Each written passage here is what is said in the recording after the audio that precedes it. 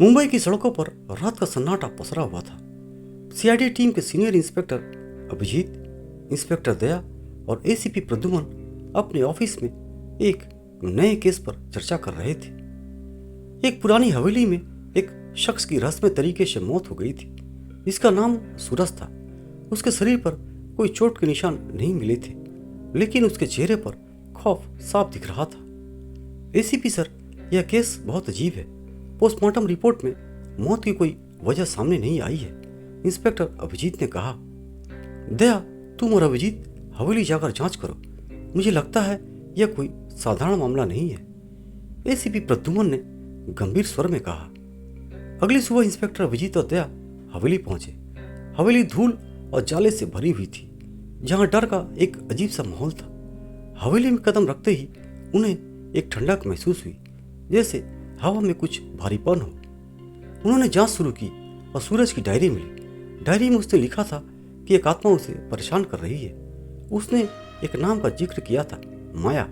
सूरज ने लिखा था कि उसने और उसके दोस्तों ने मिलकर माया के साथ कुछ गलत किया था और अब वो वापस आ गई है। अभिजीत, यह माया कौन है?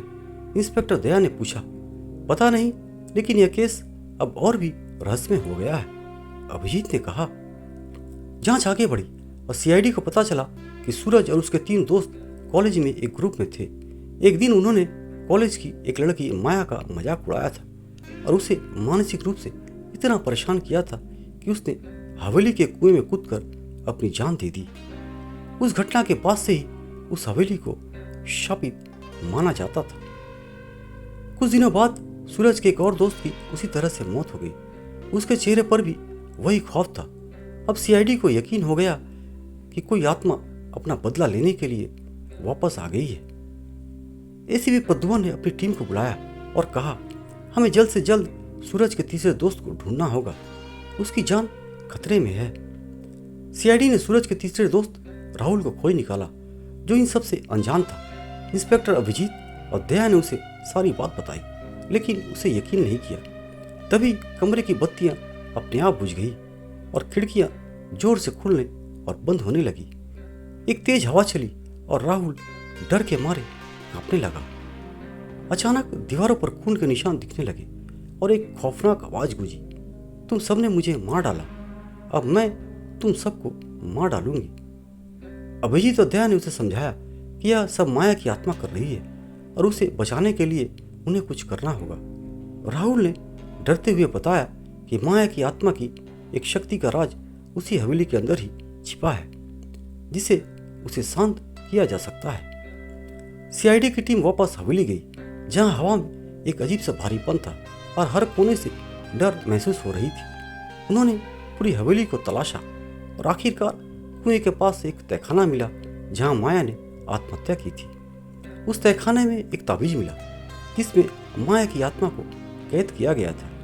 राहुल ने बताया कि यह ताबीज उन्होंने माया को दिया था और कहा था कि यह उसकी सुरक्षा करेगा।